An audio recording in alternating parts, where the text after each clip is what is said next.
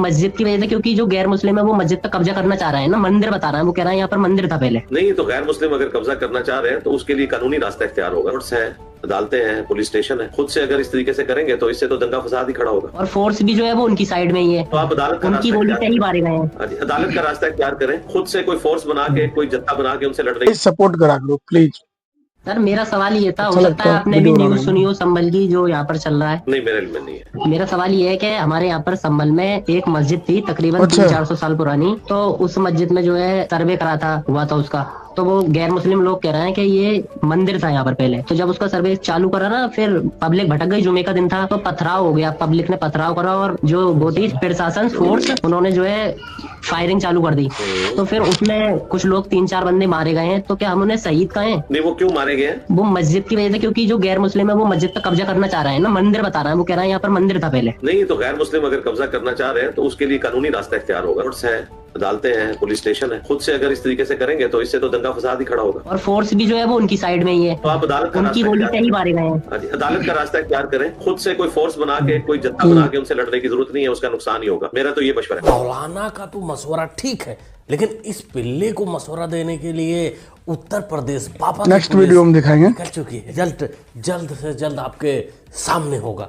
लेकिन इस वीडियो को दिखाने सुनाने का मकसद और मतलब क्या था, आप ये जानिए। इस पिल्ले ने सबसे पहले पूछा कि संभल में क्या हो रहा, क्या मौलाना साहब आपको पता है?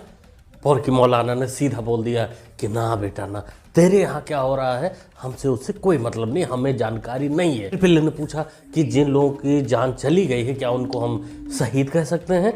मौलाना बोला हमें नहीं। बिल्कुल। पहले तू ये बता कि वो लोग शहीद हुए क्यों? फिर इसने जो कांड किया, जो गोल गोल किया कि पुलिस ने गोली मारा, हिंदू कब्जा करना चाहते हैं, ये है वो है, लेकिन हकीकत इसने कुछ नहीं बताया। सब कुछ इस पिल्ले ने गोल गोल कर दिया घुमाकर। इसको तो सिर्फ इतना दिखाना था कि भारत की पुलिस मुसलमानों पर अत्याचार कर रही है और अपने बाप से शिकायत करना था। बेटा जो तुम्हारा बाप है उससे तुम्हारे किसी भी केस से कोई लेना देना नहीं है, उसको तो कुंभ में डुबकी लगानी है। वो अपने असली पूर्वज को याद करना चाहता है। हिंदुस्तान की गली गली में एक ही नारा गूंज रहा है, मेरा भारत महान। जय श्री राम। इस वक्त पूरी दुनिया में महाकुंभ ट्रेंड कर रहा है। महाकुंभ के बारे में सबसे ज्यादा पाकिस्तान में सर्च किया जा रहा है। पाकिस्तान के बाद कतर, यूएई और बहरीन जैसे देशों ने महत्वपूर्ण रुचि दिखाई। मेरे दिल से बहुत नजदीक है और ऑब्वियसली उसका रीजन जो है वो मेरे फादर है और मेरे ग्रैंडफादर, वो सब वो जो दादा आए थे वहां से, दादाजी थे जिन्होंने वाट लगाई थी, दादाजी वहीं से आए थे। और ये और बात है कि दादाजी ने वाट लगा दी और अब आप देखिए कि पाकिस्तान का क्या हाल है कि कुछ भी संभलने में नहीं आ रहा। जो काजमी जानते ही होंगे इनको, पाकिस्तानी पत्रकार रह चुकी हैं। इनका कहना है कि पोरकी अपने आप को संभाल नहीं पा रहे हैं, लेकिन हमारे यहाँ के संभल के कुछ नाजायज लौंडे उनसे शिकायत करने जा रहे हैं जो अपने आप को संभाल नहीं पा रहे। साले सरकार के टुकड़ों पर पलते हैं, फ्री का राशन खाते हैं और अर्जी अपने नाजायज बाप के पास लगाने जाते हैं। मैं चाहता हूं, यकीन करें इंडिया वाले भी सुन रहे हैं अगर, तो उनमें से कोई है मुझे कमेंट में जरूर बताइएगा। आप बहुत एक खुशकिस्मत हैं अगर आपने वो मुल्क नहीं छोड़ा था। अच्छा। मैं रात को अपने दोस्तों के साथ बैठ के ये बात कर रहा था, मैं क्या गाली नहीं, मैं क्या ऐसा सीन बना कि मैं अम्मी से बोल रहा था, मैं क्या अम्मी तुम उधर से क्यों आए, क्यों तुम? आप इंडिया से माइग्रेट करके? हाँ, मैं इंडिया से माइग्रेट करके आया। मैं क्या उधर से आप आए क्यों? मैं जो उधर रह रहे हैं बड़ी खुशी से रह रहे हैं। मैं कह रहा हूँ काश दोबारा मौका मिले और मैं अपने दादा परदादा को बोल सकूं, भाई जिधर तुसी बैठे सी ना उथे वापस चले जाओ। फिरोजपुर था वहाँ का, इंडिया का शहर है फिरोजपुर, फरीदकोट, वहाँ से आए हम। वो बड़ा जबरदस्त है वहाँ पे भी, काश के मेरे माँ बाप वहाँ से ना आए हुए। हाँ मुन्ना, तेरे साथ बहुत गलत हुआ, तेरे अम्मी अब्बू ने बहुत ही गलत किया। वैसे भी अदला बदला का व्यवस्था तो अभी है नहीं। तो इन जैसे कीड़ों को, इन जैसे पिल्लों को, इन जैसे नाजायज सांपों को तो हम बिल्कुल बदल लेते कि भाई तू उधर जा और तू उधर आ। इससे तेरे को महाकुंभ में जाकर स्नान करने और अपने असली पूर्वज को याद करने का सौभाग्य प्राप्त होता, लेकिन ऐसा हो नहीं सका। तो वो दूसरे काम पर लग गई हैं, मतलब तुम लोगों की अम्मियाँ दूसरे काम पर लग गई हैं। ऐसे ऐसे मदरसा छाप बच्चे पैदा कर रही हैं। मुझे ये बताओ, हमारा हमसाया मुल्क भारत, उसका नाम सुनते ही पहली चीज़ आपके दिमाग में क्या आती है? इसको तो न्यूक्लियर वेपन से वहाँ पे टेस्ट करना चाहिए। जो हमारा न्यूक्लियर वेपन है पाकिस्तान का, जो उनके पास है न्यूक्लियर पावर है, वो उनको वहाँ पे टेस्ट करनी चाहिए। क्यों? ये मुल्क कुछ इस तरह का है, रात को छुपे हुए फौजी इनके सोच देखो पाकिस्तान पे कितनी। हमला कर देते हैं। ये किसने बताया आपको? ये स्कूल में स्टडी वगैरह की थी तो। मतलब आपके मदरसे में बताया जाता है? जी। आपका नाम? अरसलान। अरसलान। हाँ जी। अच्छा मुझे ये बताओ, इंडिया का नाम सुनते ही पहली चीज दिमाग में क्या आती है? इंडिया वाले बड़े बदतमीज होते हैं। इंडिया के बारे में आपको और क्या बताया गया है? कैसा मुल्क है इंडिया? इंडिया बड़ा बगैर मुल्क है, उधर हमको जाने दो, हम लाशें बिछा लेंगे उनकी। होए क्यों इंडिया के बारे में ऐसे अल्फाज क्यों बोल रहे हो? क्या बिगाड़ा इंडिया ने आपका? इंडिया ने हमारा बड़ा कुछ बिगाड़ दिया। ये सारे पाकिस्तानी पिल्ले मदरसा छाप हैं। इनको मदरसे में पढ़ाया जाता है कि भारत चोरी छुपे हमारे यहाँ घुसता है। नहीं बच्चे नहीं, सही से जाकर पता कर, अपने अब्बू से पता कर। मौलाना तो झूठ बोल रहा है, क्योंकि चोरी छुपे तेरे अम्मी के पास वही मौलाना जाता है जो तेरे को दिन में सिखाता है, रात भर बजाता है और दिन में तेरे को ज्ञान देता है कि नहीं हम नहीं थे, इंडिया से कोई आया था जो बजा के चला गया। पाकिस्तान सबसे पहले है। देखिए, पाकिस्तान से हम मोहब्बत करते हैं, मोहब्बत वतन, हम पाकिस्तानी हैं। हम कभी भी किसी भी सूरत में पाकिस्तान को काट कर बेच नहीं सकते। आपको भी पता है कि कोई अपनी माँ को बेचता है? नहीं बेचता। पाकिस्तानी अपनी माँ भी बेच देते हैं डॉलर की खातिर। तो वो जब हम उनके साथ मुखलिस नहीं है, वो भी हमारे साथ मुखलिस नहीं है। हमारे यहाँ पे जो बैठे, हमारी इंडिया के साथ दुश्मनी है, हमारे ये गंजों के वहाँ पे बिजनेस चल रहे हैं। बेचो सालों बेचो, माँ बहन बेटी को बेच कर अमीर बनो।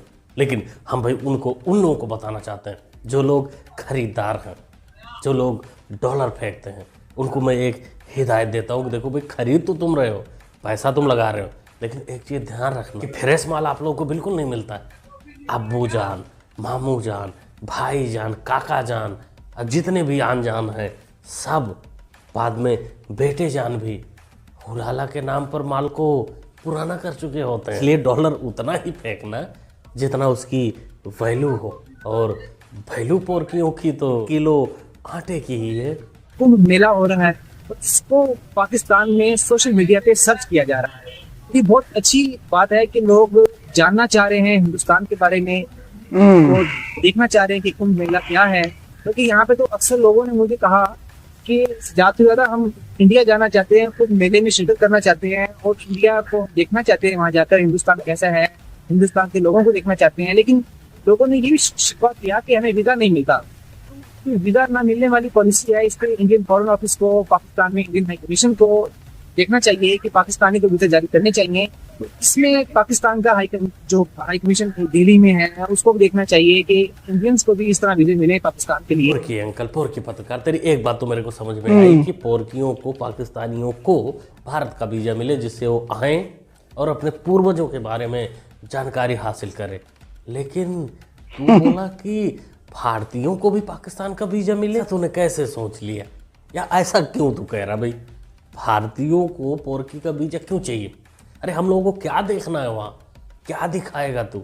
वही कि एक एक अम्मी पे 20-20 अब्बू हैं, 20-20 शौहर लगे पड़े हैं, ये देखने के लिए हम आएंगे कि धार्मिक स्थल जो था हिंदुओं का, वो सब तो तुम लोगों ने तोड़ दिया, खत्म कर दिया है। भी वीज़ा की जहाँ तक बात है तो भाई, इंडिया का वीज़ा तुम लोगों को देना मतलब अपने पैर पर खुद कुल्हाड़ी मारने जैसा, क्योंकि तुम लोग आ तो जाओगे भिखारियों, लेकिन चाहोगे नहीं। तुमको हमारे यहाँ के कुछ केजरी मियाँ जैसे नेता काम लेंगे अपने वोट बैंक के लिए। उत्तर प्रदेश में महाकुंभ मेले से 2 लाख करोड़ इनकम जनरेट होगी। 2 लाख करोड़ ऐड करेगा महाकुंभ का ये मेला यूपी की इकोनॉमी में। 200 लाख करोड़ का बेनिफिट इंडिया को नहीं जा रहा है। इसके साथ साथ आप ये भी देखें कि जो होटल बुकिंग है, ठीक है, वो एक सेपरेट थिंग है। उसके अलावा देखिए इंडिया, क्या ये जो बेनिफिट्स है, प्रॉफिट्स है, इंडिया की इकोनॉमी में कोई डिफरेंस लेके आएंगे? डेफिनेटली लेके आएंगे। मोहतरमा, तुम लोग भूल जाओ 2 लाख 5 लाख करोड़ का सपना, भूल जाओ, चर्चा ही भूल जाओ। इंडिया के बारे में चर्चा करोगे कि 2 लाख करोड़ आ रहा है, इतना आ रहा है, उतना आ रहा है, इतना रेवेन्यू हो रहा है, तो तुम लोगों को तकलीफ होगी अंदर से। इसलिए तुम लोग अपने काम धंधे पर लग जाओ, कोई सस्ता हलाला सेंटर खोलो, बैठ जाओ, जिससे तुम लोगों को आटा चावल दाल मिल सके, भिखारियों रोजगार मिल सके। वैसे रोजगार की चर्चा वहाँ कुंभ में भी है कि कुछ लोग बेरोजगार हो गए हैं इन जैसे। भाई तुम्हारा कैसे आए भाई? गलती कैसे हो गई? गलती कैसे हो गई? घूमने चले, घूमने आए हो, धंधा करने आए हो? गरीब आदमी भूखे मर रहे। सर इनको कड़ी से कड़ी सजा करवाइए, मना है ना बाबू जी।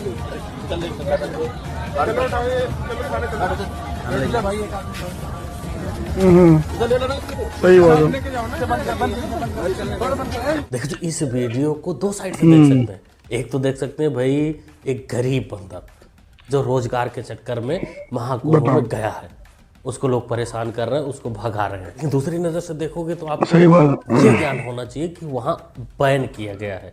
जिनकी आस्था वहाँ नहीं है उनको वहाँ जाने से मना किया गया है, बिजनेस करने से मना किया गया है, यानी अशुद्ध ना करें।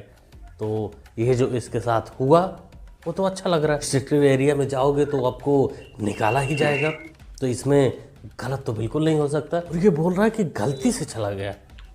मियाँ गलती से इतना चंदन लेके गलती से कोई महाकुंभ में चला जाएगा? ना ना ना ना, रिस्क नहीं ले सकते। क्योंकि अभी एक दिन पहले की खबर है कि कुंभ में आग लगी थी, जहां 200 टेंट जलकर राख हो गए हैं, 200 से अधिक जले हैं।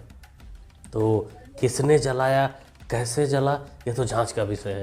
अभी तक इसकी पुष्टि हो नहीं पाई। योगी महाराज का सिस्टम है भाई, तेईस तो खाने के चक्कर में रिस्क तो नहीं ले सकते ना। अगर आप हिंदू धर्म को पढ़ें जिसकी हिस्ट्री सबसे ज़्यादा ओल्ड है, 8000 साल पुरानी है, अगर आप इंडियन धर्म को भी रिसर्च करें कि इंसान के बारे में, आत्मा के बारे में, सुख शांति के बारे में क्या बात की हुई है,